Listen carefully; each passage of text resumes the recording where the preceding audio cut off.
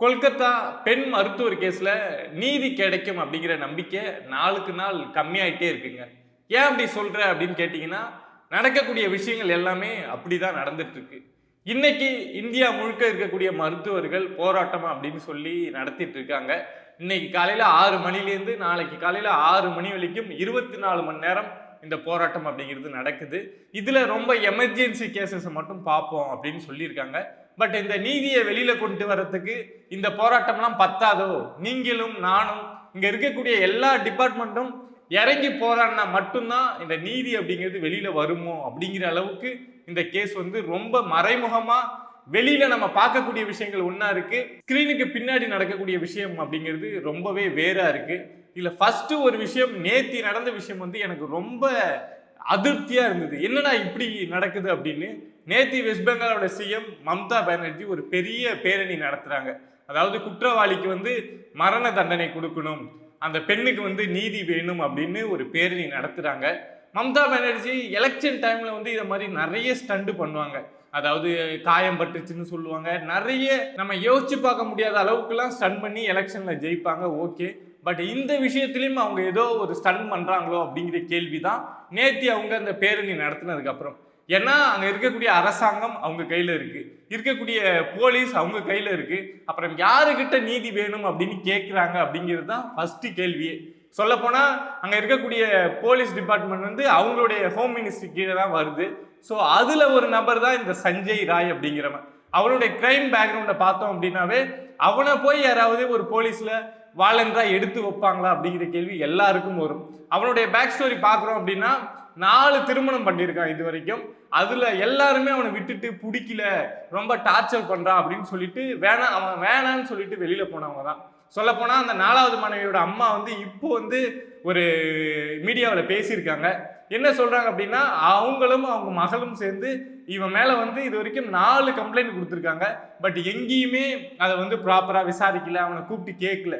ஏன்னா அவன் போலீஸ் டிபார்ட்மெண்ட்ல வந்து ஒரு வாலண்டரா இருக்கான். அதே மாதிரி நிறைய பேரை டீஸ் பண்ணான் அப்படின்னு சொல்லிட்டு அந்த மருத்துவமனையில இருக்கக்கூடிய மாணவர்களையே நிறைய டீஸ் பண்ணா அப்படின்னு சொல்லிட்டுலாம் அவன் மேல வழக்கு இருக்கு. ஏன்னா இவன் வந்து இவனோட டியூட்டி அப்படிங்கிறது அந்த மருத்துவமனைக்குள்ளதான் இருந்திருக்கு. ஸோ அப்படிங்கிறப்போ அங்கே வந்து இந்த பேஷண்ட்ஸ்லாம் அவங்களுடைய ஃபோன் நம்பர்லாம் நோட் பண்ணுவாங்களா அங்கே இருக்கக்கூடிய என்ட்ரி புக்கில், அந்த ஃபோன் நம்பரை எடுத்து அவங்களுக்கு கால் பண்ணுறது, இதை மாதிரி நிறைய விஷயங்கள் செஞ்சுருக்கான். பட் இவன் இருந்தது எல்லாமே அங்கே மம்தா பானர்ஜி கீழே இருக்கக்கூடிய அந்த ஹோம் மினிஸ்ட்ரியில தான் வேலையே பார்த்துருக்கான். பட் எந்த நடவடிக்கையும் எடுக்காம தான் இருந்திருக்காங்க. ஸோ அவங்க கையில தான் எல்லாமே இருந்திருக்கு. இதுக்கு முன்னாடி தவறு நடந்ததும் அவங்க கையில் இருக்கக்கூடிய மினிஸ்ட்ரியில தான். இப்போ இருக்கிறதுமே அவங்க தான் எல்லாத்தையுமே சரி பண்ணும். ஆனா அவங்க வந்து ரோட்ல போராடுறேன் அப்படின்னு கொண்டு வர விஷயம் வந்து ரொம்பவே ஏதோ கன்ஃபியூஸ் பண்றாங்களோ அப்படிங்கிற ஒரு சந்தேகத்தை தான் கொண்டு வருது. ஏன்னா ஆரம்பத்துல இந்த கேஸை வந்து நாங்க போலீஸே கண்டுபிடிச்சிருவோம் அப்படின்னு தான் மம்தா பானர்ஜி சொன்னாங்க. அதுக்கப்புறம் நீதிமன்றம் வந்து உள்ள வந்து அந்த பாதிக்கப்பட்ட பெண்ணோட அப்பா அம்மா வந்து கோர்ட்டுக்கு போனதுக்கு அப்புறம் தான் இந்த கேஸ் வந்து சிபிஐக்கே மாற்றப்படுது. அப்படிங்கிறப்போ இந்த சம்பவம் நடந்ததுல அந்த செமினார் ஹாலே அடிச்சு நொறுக்கப்பட்டுருச்சு, அங்க எந்த எவிடன்ஸும் கிடையாது அப்படிங்கிறது தான் இப்போ வெளியாகிருக்கக்கூடிய ஒரு செய்தி. இப்போ நேற்று நைட்டு வந்து அங்க வந்து கலவரம் நடந்தது அப்படிங்கிற விஷயம் கேள்விப்பட்டிருப்பீங்க எல்லாருமே. ஒரு நைட்டு ஒரு 1 மணிக்கு அங்க இருக்கக்கூடிய செக்யூரிட்டி பேசியிருக்காரு என்ன நடந்திருக்கு அப்படின்னு.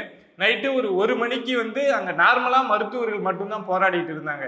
திடீர்னு ஒரு 500 பேர் வந்தாங்க, கூட்டி இந்த கேட்டெல்லாம் அடிச்சு நொறுக்கிட்டு அங்க இருக்கக்கூடிய செமினார் ஹாலுக்கு போயிட்டு செமினார் ஹாலெல்லாம் அடிச்சு நொறுக்கிட்டாங்க. அது இதுக்கு முன்னாடி எப்படி இருந்ததோ அந்த அடையாளமே இல்லாத அளவுக்கு மாறிடுச்சு அப்படின்னு அந்த செக்யூரிட்டி பேசுறாரு. இதுல மம்தா பானர்ஜி என்ன சொல்றாங்க அப்படின்னா, பிஜேபியும் கம்யூனிஸ்டும் சேர்ந்து அதை செஞ்சுட்டாங்க அப்படின்னு குற்றச்சாட்டு வைக்கிறாங்க. அவங்க என்ன சொல்றாங்க அப்படின்னா, திரிணாமுல் காங்கிரஸ் தான் இப்படி பண்ணிடுச்சு, இவங்க தான் இதுல இன்வால்வ் ஆயிருக்காங்க அப்படின்னு 2 பேரும் ஒரு பொலிட்டிக்கல் கேமா மாத்தி மாத்தி குற்றச்சாட்டு வைக்கிறாங்களே தவிர அங்க என்ன நடந்தது, செமினார்கள் அடிச்சு நொறுக்கப்பட்டது, அவ்வளவு பெரிய கலவரம் உருவானது தப்பு அப்படின்னு யாருமே பேசல. அந்த கலவரம் செஞ்சவங்களை கைது செஞ்சுட்டு இருக்காங்களே தவிர எப்படி இந்த கலவரம் நடந்தது. ஏன்னா இவ்வளவு பெரிய ஒரு இஷ்யூ நடக்குது அப்படின்னா அங்க கவர்மெண்ட் ரூலிங் பார்ட்டியா இருக்காங்க மம்தா பானர்ஜி. அவங்க தான் அந்த விஷயத்தை கண்ட்ரோல்ல எடுத்து எல்லாத்தையுமே கண்ட்ரோல்ல வச்சிருக்க வேண்டியவங்க. ஸோ அவங்களும் எனக்கு நீதி வேணும் அப்படின்னு ரோட்ல இறங்கி போராடுறது வந்து ஒரு நம்ப தகுந்த ஒரு விஷயமா பார்க்கவே முடியல. அதே மாதிரி இப்போ இந்த சம்பவம் நடந்து இத்தனை நாள் ஆச்சு. ஆனா இன்னும் அந்த சஞ்சய் ராயை மட்டும்தான் சுத்தி சுத்தி எல்லா நியூஸுமே பேசுது. அதுக்கு பின்னாடி ஒரு டீம் இருக்கு அப்படிங்கிறதுக்கு இங்க 1000 ஆதாரங்கள் வந்து வெளியில வந்துடுச்சு. போஸ்ட்மார்ட்டம் ரிப்போர்ட் எல்லாமே பார்த்துட்டோம். ஆனா அதை கண்டுபிடிக்கவே முடியல. பின்னாடி யார் இருந்தாங்க, என்ன டீம் இருந்ததுன்னு கண்டுபிடிக்கவே முடியல அப்படின்னு சொல்றது வந்து ஏற்றுக்கொள்ளக்கூடிய ஒரு விஷயமா இல்லை. ஏன்னா இந்த சம்பவம் நடந்தது ஒரு மெடிக்கல் ஹாஸ்பிட்டல்ல, அங்க எவ்வளவு பேர் இருந்திருப்பாங்க எல்லாமே நமக்கு தெரியும். அப்படிங்கிறப்போ ஒரு சின்ன எவிடன்ஸ் கிடைக்கல அப்படின்னு சொல்றது வந்து எவிடன்ஸ் எல்லாம் இன்னொரு தரப்பு அழிக்குது, இங்க எவிடன்ஸ் கிடைக்கல அப்படின்னு சொல்றாங்களோ அப்படிங்கிற ஒரு இதுதான். மேனேஜ்மெண்ட்டும் அங்க இருக்கக்கூடிய இந்த விசாரணை நடத்தக்கூடிய டிபார்ட்மெண்ட்டும் ஏதோ ஒரு அண்டர்ஸ்டாண்டிங்ல இந்த கேஸ் மூவ் ஆகுதோ, கொஞ்ச நாள் ஆனா இந்த போராட்டம் பண்றவங்களாம் அமைதி ஆயிடுவாங்க. அதுக்கப்புறம் இந்த கேஸ் வந்து இதுக்கு முன்னாடி எத்தனையோ கேஸ் நம்ம பார்த்திருக்கோம், தமிழ்நாட்டிலே பார்த்திருக்கோம். கள்ளக்குறிச்சி ஸ்ரீமதி கேஸ்ல எது உண்மை அப்படின்னு நமக்கு தெரிஞ்சிருக்கா? அதே மாதிரி இந்த கேஸும் வந்து கொஞ்ச நாள் கழிச்சு என்ன நடந்தது அப்படின்னு தெரியாம கடந்து போயிடுவோம் அப்படிங்கிறதுக்காக இந்த கேஸ் வந்து இந்த அளவுக்கு திசை திருப்பப்படுதா அப்படின்னு தெரியல. அங்க இருக்கக்கூடிய மேனேஜ்மெண்ட் செய்யக்கூடிய விஷயங்களும் நமக்கு வந்து 1000 சந்தேகத்தை உருவாக்குது. ஏன்னா இந்த கிரைம் சீன் நடந்த செமினார் ஹாலுக்கு பக்கத்துல இந்த விஷயம் நடந்த அடுத்த 2 நாள்ல அங்க ரெனோவேஷன் ஒர்க் அப்படின்னு சொல்லிட்டு நிறைய சுவர்களை இடிச்சிருக்காங்க, நிறைய விஷயத்த புதுசா கொண்டு வந்திருக்காங்க. யோசிச்சு பாருங்க என்ன மனநிலை அதுன்னு. பக்கத்துல அவ்வளவு பெரிய விஷயம் நடந்திருக்கு, அதுக்கு பக்கத்துல ரெனோவேஷன் ஒர்க் நடத்துறோம் அப்படின்னு ஒரு மேனேஜ்மெண்ட் முடிவு எடுக்கிறாங்க அப்படின்னா எல்லாருக்கும் ஒரு காமனா சாமானியனா இருந்து பாக்குற எல்லாருக்குமே ஒரு சந்தேகம் வரும் இல்ல. சோ அதே மாதிரி அந்த சந்தேகம் எல்லாத்துக்கும் வந்த மாதிரி தான் அந்த கேஸ் அப்படிங்கிறது போயிட்டும் இருக்கு. இதுவரைக்கும் பின்னாடி இருக்கக்கூடிய குற்றவாளிகள் யார் அப்படிங்கிற விஷயத்த கண்டுபிடிக்க முடியல. சிபிஐ வந்து கேட்டுட்டு இருக்காங்க, விசாரணை நடத்திட்டு இருக்காங்க அப்படின்னு சொல்றப்போ பின்னாடி ஏதோ திரைமறைவுல விஷயங்கள் நடந்துட்டு இருக்கு அப்படிங்கறத அப்பட்டமா நம்ம கண்ணு முன்னாடியே பார்க்க முடியுது. கண்டிப்பா என்னதான் காவல்துறை வந்து மறைக்கணும்னு நினைச்சாலும் ஆரம்பத்துல இந்த விஷயத்த வந்து சோசியல் மீடியாக்கள், சேட்டலைட் மீடியாலாம் ரொம்பவே பேசினாங்க. அதாவது இப்படி ஒரு சம்பவம் நடந்துடுச்சு அப்படிங்கிற விஷயத்த எல்லாருமே ஓடி ஓடி வந்து பேசினாங்க. பட் இந்த சம்பவத்துக்கு பின்னாடி இந்த மாதிரி அநீதி நடக்குது, இந்த விஷயம் மறைக்கப்படுது அப்படிங்கிற விஷயத்த யாருமே பேசலையோ, இங்க அந்த நீதி கிடைக்கிற வரைக்கும் போராடுறதுக்கோ இல்ல குரல் கொடுக்கறதுக்கோ சோசியல் மீடியாவில் யாரும் தயாரா இல்லையோ அப்படிங்கிற கேள்வி எனக்குமே இருக்கு. ஸோ இதெல்லாம் தாண்டி இப்ப இந்த மருத்துவர்கள் வந்து ஒரு பெரிய போராட்டத்தை முன்னெடுத்திருக்காங்க. அந்த மாணவிக்கு நீதி வேண்டும் அப்படின்னும் அந்த போராட்டம் நடக்குது. அதை தாண்டி மருத்துவர்களுக்கு பாதுகாப்பு வேண்டும் அப்படின்னு சொல்லிட்டு பல சட்டங்களை புதுசா கொண்டு வரணும் அப்படிங்கிற விஷயத்தையும் முன்னிறுத்தி இந்த போராட்டத்தை நடத்திட்டு இருக்காங்க. கண்டிப்பா எல்லா வழக்கு மாதிரியும் இந்த வழக்கும் 10ஓடு 11 போகாம இனிமேல் இதை மாதிரி நடக்காம இருக்கிறதுக்கு என்னென்னலாம் நடக்கணுமோ, என்னென்னலாம் செய்யணுமோ, யாரெல்லாம் களத்துல இறங்கி போராடணுமோ அதை மாதிரி போராடினா மட்டும்தான் இனிமேல் இதை மாதிரி ஒரு வழக்கு அப்படிங்கிறத நம்ம பார்க்க மாட்டோம்.